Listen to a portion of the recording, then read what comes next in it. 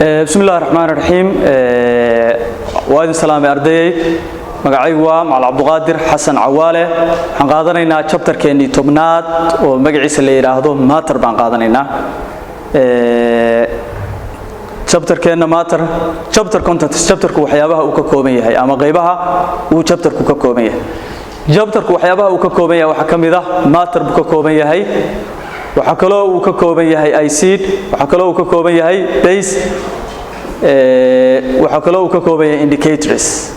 وحينو كورس chapter كان قيبته ماتر ومحي ماتر سيدو كله وحنا ركينا objectives وكله أما lesson objectives وكله maxaa laga rabaa bartaha marka uu 10ka kani uu dhamaado ama 10kan marka inuu dhameeyo bartaha maxaa laga rabaa inuu awood u leeyahay at the end of the lesson learners will be able to do this 10ku markuu dhamaado bartaha waxa laga rabaa ama bartuhu waa inuu awood u leeyahay state the meaning of ICD and base waa inuu sheegi karaa macnaha ICD iyo base collect different substances from the environment waa inuu ardaygu sidoo kale ka soo ururin karaa environmentigi wal xaq kala duwan identify the substances that contain ICDs and those contain bases waa inuu ardaygu cadeyn karaa walxaha ka kooban ICD iyo walxaha ka kooban base-ka explain the use of indicators waa inuu ardaygu sharaxaad ka bixiyaa ama uu sharixi karaa sida loo isticmaalo tusiyaasha intaas waxa weeye waa lesson objectives-ka ama waa objectives-ka 10keena ee laga rabo bartuhu marka uu 10 ku dhamaado inuu awood u leeyahay inuu xalin karo ama uu ka jawaabi karo su'aalaha 10 ka iimaanay waxa halkan ku aragnaa matter waa maxay matter Soomaali ahaan waa wax cuf leh oo mug leh oo meel maran buuxiya matter is anything that has a mass and take up space matter waxa weeye waa walax walba oo leh mass ama xajmi leh space na qaadan karta states of matter faceska ama wajiyada matterku wuxuu ka kooban yahay 3 wajiyo oo ah solid iyo liquid iyo gas waa solid liquid iyo gas sawirkan halkan ka muuqda waxa uu tusayaa changes of states oo kale statesku markay isbedelayaan from marba wax ka tagaysa from liquid to gas ama from solid to liquid sida states isku bedelaan mar adku ka tagaya dareeru ka tagaya wuxuu tagayaa neef ku tagaya laba falaarood ayaan haysanaa falaarta kor u socoto kor u jeeda waxa ina tusinaysaa mar walba oo 10ku uu mar walba aynu heat sii galino stateska waxay isbedelayaan haday solid ahayd maxay isu bedelaysaa liquid hadii ay ahayd liquidna waxay isu bedelaysaa gas tusaale ahaan solid waxaan ku sameynaynaa melting waa dhalaalinaynaa muxuu noqonayaa liquid ayuu noqonayaa liquidki maxaan ku sameynaynaa hadana liquidki baan waa dabaan saaraynaa ama waa kuleynaynaa evaporation baa ku dhacaya ama waa baxaya wuxuu isu bedelayaa gaskaas ayaan waxaan rabnaa inaanu marna liquid ka dhigno marna aynu solid ka dhigno marna aynu dareere ka dhigno marna aynu adka ka dhigno first waxaan ku sameynaynaa condensing waan qaboojinaynaa neefti ayaan qaboojinaynaa neefti markaan qaboojino turn to liquid waxay isu bedelaysaa liquidki maxaan ku sameynaynaa hadana liquidka ayaan fariisinaynaa liquidki markaan fariisino muxuu noqonayaa wuxuu isu bedelayaa solid ICD and base waxayna ku xiga ICD iyo base-ki waxaan ka hadlaynaa ICD waxay tahay ICD waxa la yiraahdaa any substance that dissociates in water to produce a sour corrosive waxa weeye waa walax soo saarta dhadhan xaamud ah ama dhadhan qaraar soo saarta markii biyaha lagu miro waxayna ka kooban tahay ama present ku halka xaadir ku hydrogen ions waxay leedahay have a pH less than 7 waxay leedahay pH ka yar 7 tani litmus paper red waxay u bedeshaa markii la dhaxgaliyo dareere ay sira la dhaxgaliyo waraaqda litmus paperka waxay u bedeshaa red ayay ka dhigtaa good types of ICD noocyada ICD types of ICD noocyada ICD waxay u kala baxdaa strong ICD aad u xoogan dissociates completely in water waa ICD biyaha ugu milanta si completely dhamaanteed waxay ku milantaa biyaha weak acid waxaan arkaynaa weak acid oo acida daciifta partially dissociates in water ayaduna waxay ugu milantaa biyaha si half of it ayaa ku milma where acids are found acids ka xageeba laga helaa waxaan halka ku arkaynaa jartiga name of acid magaca acida iyo meesha laga helo waxa ugu horeeya hydrochloric acid xageeba laga helaa hydrochloric acid hydrochloric acid waxa laga helaa stomach ayaa laga helaa ethonic acid ayaa ku xigto ayadana waxa laga helaa vinegar ama khalka ayaa laga helaa citric acid ayadana waxa laga helaa lemon juice ayaa laga helaa dheecaanka liinta ayaa laga helaa lactic acid waxa laga helaa caanaha ascorbic acid waxa laga helaa miraha iyo khudradda ayaa laga helaa tartic acid waxa laga helaa grapes ama khamriga ayaa laga helaa waxyaabaha qaadaraadka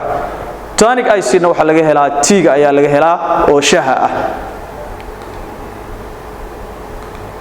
properties of acid astaamaha ama sifooyinka ay leedahay acid are soluble in water acid waxay ku milantaa biyaha markii biyo lagu qaso acid waxay noqonaysaa waa ku milmaysaa acid tan blue litmus red waxay blue litmus ka u badashaa acid red waraaqda blue litmus ka markii dareere acid la dhex galiyo waxay noqonaysaa gaduud ayay noqonaysaa acid contain hydrogen ion acid contain hydrogen and produce hydrogen ion in the solution acid waxay ka kooban tahay hydrogen ion waxayna soo saartaa ama markii biyaha lagu qaso ay soo saartaa hydrogen ion bay soo saartaa acid conduct electricity acid waxay gudbisaa electricity waxay fududeysaa qulqulka korontada acid have a sour taste acid waxay leedahay dhadhan xaamud ah ayay leedahay acid have a pH less than 7 acid waxay leedahay pH wuxuu ka yar yahay 7 measuring the strength of acid seebaa loo cabiraa quwadda ama xajmiga ama awoodda acid some acids are weak enough for use to eat for example vinegars acid qayb kamid way fududahay in la isticmaalo ama laba cunaba however other acids such as sulfuric acid can be very strong halka ay acid tahay sulfuric acid mid aad u strong isla mar ahaantaasna khatarteeda leh oo aan la isticmaali karin maybe haday jirka gaarto panin bay ku sameynaysaa way gubaysaa The strength of acid is measured by its pH. Awooda ama xajmiga acid waxa lagu cabiraa pH ka lagu cabiraa. Scale ka la yiraahdo pH ayaa lagu cabiraa. Every acid contain hydrogen ions. Acid walba waxay ka kooban tahay hydrogen ion. The stronger acid, the more hydrogen ions are there. Mar walba acid xoogan tahay waa mar walba number of hydrogen ku uu badan yahay. pH is a symbol meaning the strength of acid. pH waa symbol u taagan awooda acid. sidoo kale waa scale ka lagu cabiro acid iyo base. The lower pH number mar walba number of pH uu yaraado the stronger acid waxa badanay stronger acid meesha waxa joogta acid awoodeedu ay badan tahay. halkaan arday waxayna tusinayaa sawirkan ama chartskan waxayna tusinayaa pH scale ka ayuuna tusayaa kaas aan ku kala saarayno acidki iyo baseki waxayna ku qoran kor kaga qoran neutral dhinacan waxa kaga qoran bidixdaana acidic dhinaca kalena waxa kaga qoran alkyl neutralku waxay korkeeda ku qoran tahay 7 number 7 ah number 7 waxa weeye is a neutral substance acidna maaha base na maaha ama acidic na maaha alkylina maaha wixii 7 ka hooseeya waa acid wixii 7 ka sareeyana waa base acid mar walba aad iska soo balaawdid oo aad xagga seerada soo aadid waxay noqonaysaa strong bay noqonaysaa number 6 iyo number 1 waxa very strong ah number 1 iyo number 2 na waxa very strong ah number 1 number 2 iyo number 3 na waxa very strong ah number 2 numberka uu ka yar yahay waa ka strongsan yahay ama waa ka acidu waa ay kaga badanta okay base ku waxa uu ka bilaabanayaa ama alkali ku wuxuu ka bilaabanayaa 8 mar walba aad kor aad from 8 to 14 number of base waa siyaadaya numberka uu ka wan yahay waa ka strongsan yahay that means the number of base waa uu kaga badan yahay okay 13 iyo 14 markaan isbarbar dhigno waxa very strong ah 14 13 iyo 12 markaan isbarbar dhignana waxa very strong ah 13 base baan arkaynaa base waa maxay base is a metal oxide or hydroxide waa metal oxide ama waa metal hydroxide way sida halkan arday idinka muuqata halkan waxaana ku qoran sodium hydroxide halkan waxaana ku qoran magnesium oxide labaduba waxa weeye waa base weeye labaduba base ku wuxuu ka koobnaan karaa metal oxide or hydroxide copper oxide magnesium oxide iron oxide all are base dhamaantood waa maxay waa base waxa jira nooc kamid ah base oo biyaha ku milma a base that soluble in water is called alkali base ka ku milma biyaha waxa la yiraahdaa alkali ayaa leeyahay for example sodium hydroxide aluminum hydroxide is also alkali waa maxay dhamaantood labadaasi waxa weeye waa alkali sababtoo maxay yeelay waxay ku milmaaniin biyaha ay ku milmaan okay waxaan arkaynaa types of alkali noocyada uu base ku kala baxo wuxuu kala baxaa strong alkali iyo weak alkali uu kala baxaa mid aad u xajman iyo mid weak ah ayuu u kala baxaa labadaas ayuu u kala baxaa base ku waxaan strong alkali u qaadan karnaa number 14 weak alkaligana waxaan u qaadan karnaa number 8 oo kale properties of alkali astaamaha ama sifooyinka alkaligu uu leeyahay waxyaabaha propertieska uu alkaligu leeyahay waxa kamid ah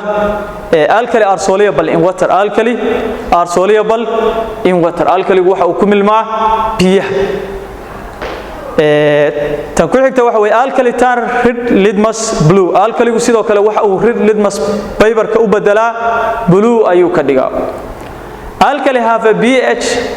of more than 7 alkaliga pH numberkiisu waxa uu ka wan yahay 7 wuxuu ka bilaabanayaa 8 alkaligu conduct electricity when the solution marka uu milan when in the solution alkaligu waxa uu gudbiyaa korontada ama waxa uu ogolaadaa qolqolka korontada markii uu milan ku dhexdeeyo electrolytes waxa weeye waa dareere korontada gudbiya alkali are soap to touch markii aad taabato alkaligu sidii saabuuntii oo kale ayuu ka siibsiibanaya